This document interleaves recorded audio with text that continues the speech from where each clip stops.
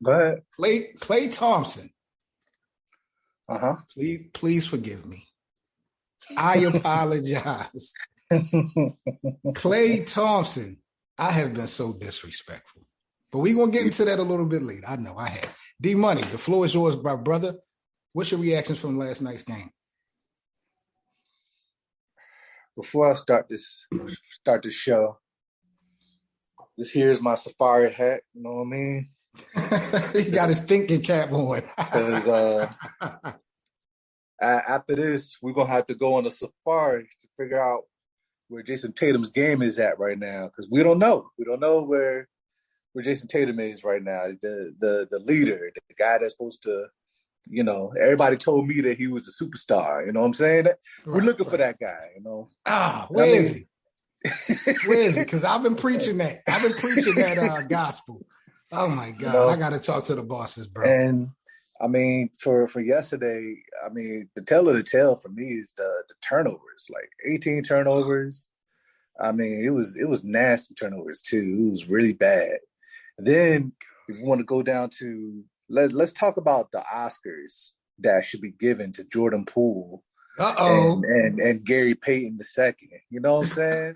They sold a lot of calls. Like, look, I can't even hate on it. Like, I was like, man, this is like Broadway type Oscar, Tony. Yeah, they were critically acclaimed yesterday. No joke. When it came to the acting, they was on their best bullshit. I was like, wow, like this is crazy. Like, I mean, I can't even blame the ref because as soon as he turned his head, Gary Payton over there rolling on the floor somewhere. I'm like, man, hey.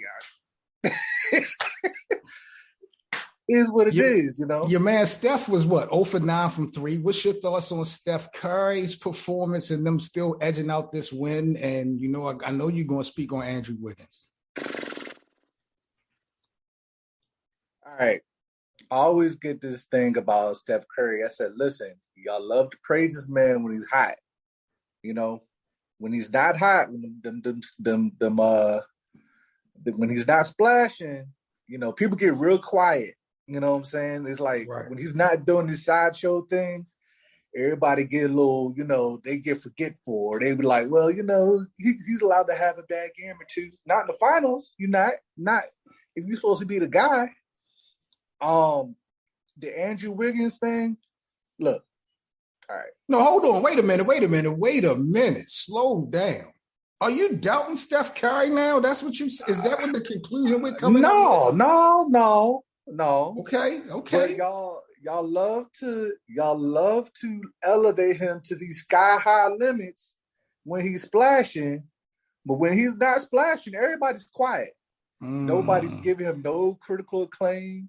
If this was KD or if this was LeBron, I know. Oh my God!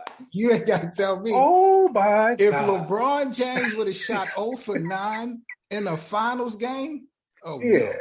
Oh my God! Like win or lose, they're gonna be talking about that. You know what I'm saying?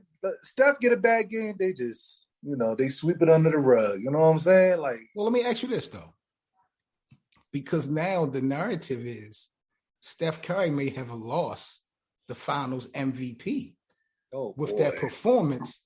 If Andrew Wiggins can somehow duplicate what we saw last night, if Andrew Wiggins can somehow pull off another game or two similar to last night and Steph struggles, is it safe to say Steph may be robbed of another Finals MVP? All right. So now we got to switch the search up because I got to find the sources that you gone to figure out him losing the Finals MVP. Listen, let me tell you something, D-Money. Every morning at 5 o'clock in the morning, 6 o'clock in the morning, I'm up on YouTube and I'm checking out all the professional NBA platforms that's dropping clips and streams, and I'm hearing the talk from last night post game.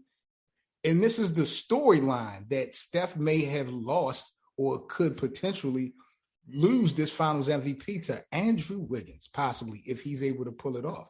Is that a reality in your world? Does lightning strike twice? Is a dead clock right twice a day?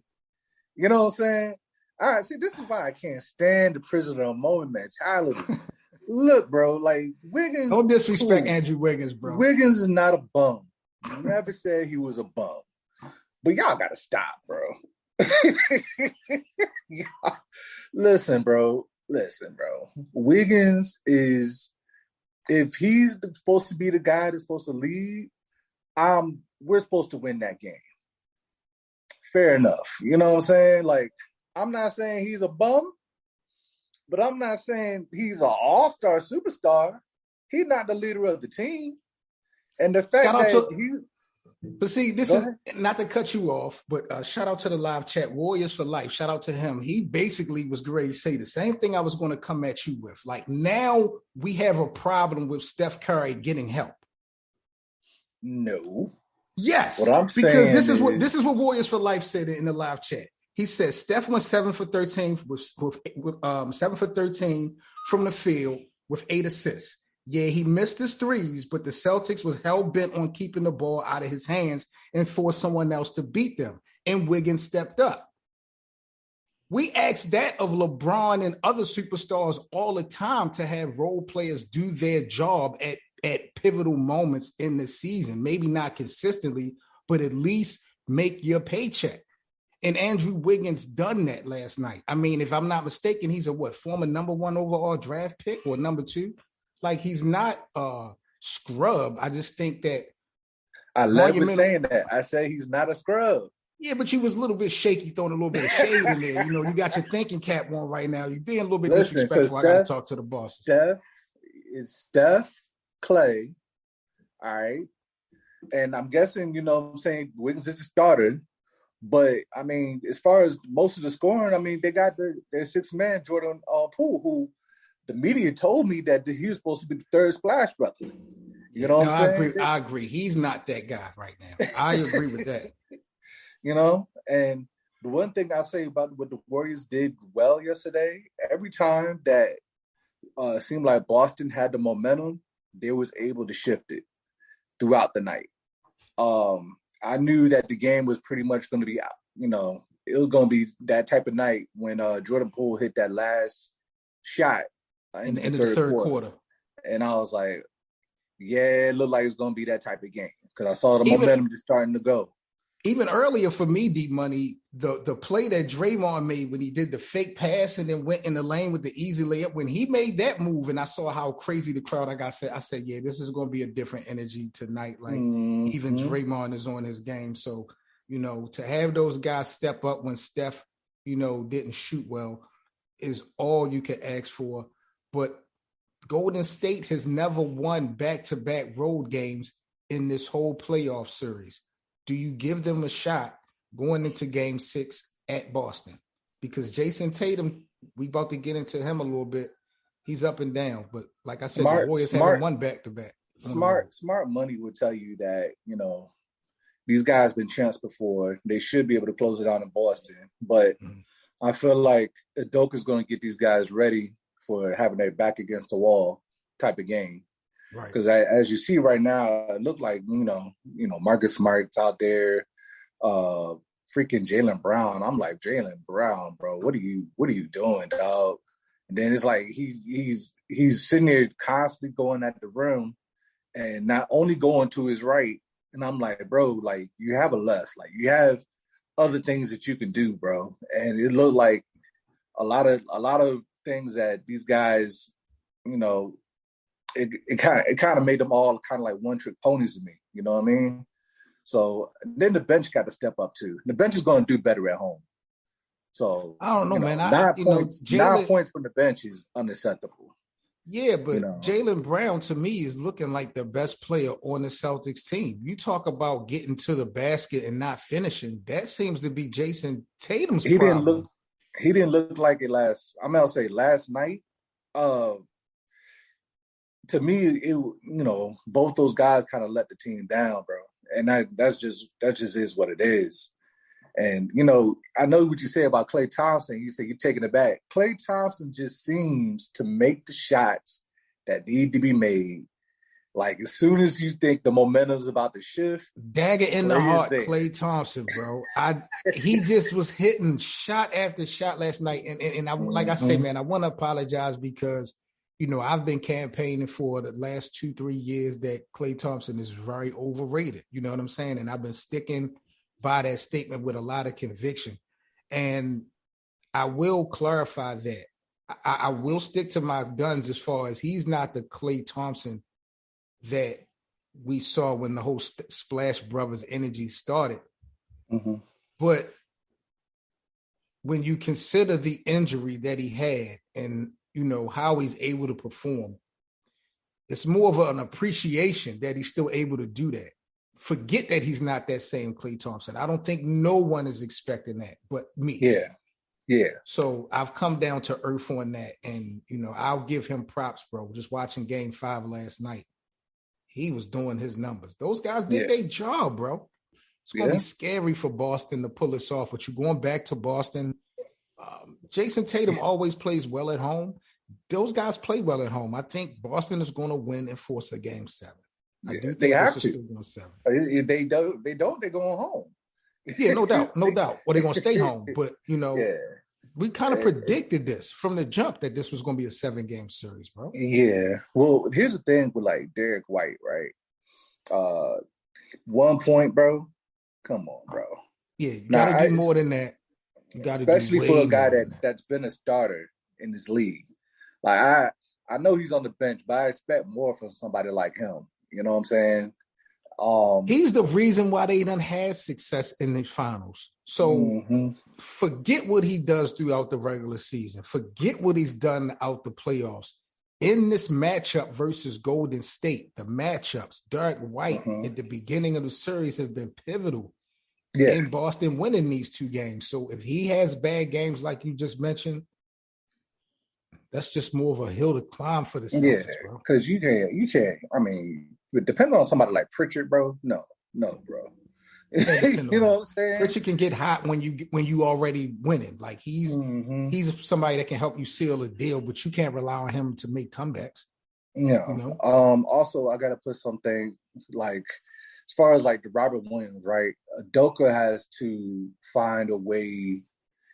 Because I know Robert Williams isn't 100%, so he's going to have to find a way to divvy out his minutes to where he could be effective in certain stretches. Because I know when Robert Williams is in the game, Golden State, they become pretty much jump shooting team. You live and die by the jump shot because they're not rushing the rim. Right. As soon as they took him out the game, it was like the floods open. You know what I'm saying? They're like it was crazy. And then looking at one thing that I do like about with Andrew Wiggins was capitalizing on a lot of those things. And then his mid-range jumper was falling. And then, like I said, you don't have Robert Williams in there because you're pretty much playing catch-up because he's not like the scorer. Right. You got Wiggins who's, with his athleticism, that dunk yesterday, I'm like, oh, man. Coach Udoka, I'm not going to say he got exposed yesterday, but Coach Udoka, I didn't like the way he didn't make adjustments in favor of Jason Tatum because Andrew Wiggins was playing defensively Jason very well. And, Jason seemed to be tired to me a little bit, beat. And, seeing Coach Udoka not making any adjustments, to help Jason get a little bit more rest, more time. And as far as giving them help with the way Andrew was playing, I was a little bit disappointed in the coaching with Coach Udoka. But I think those guys will, those guys will cross every T and dot every I for Game 6.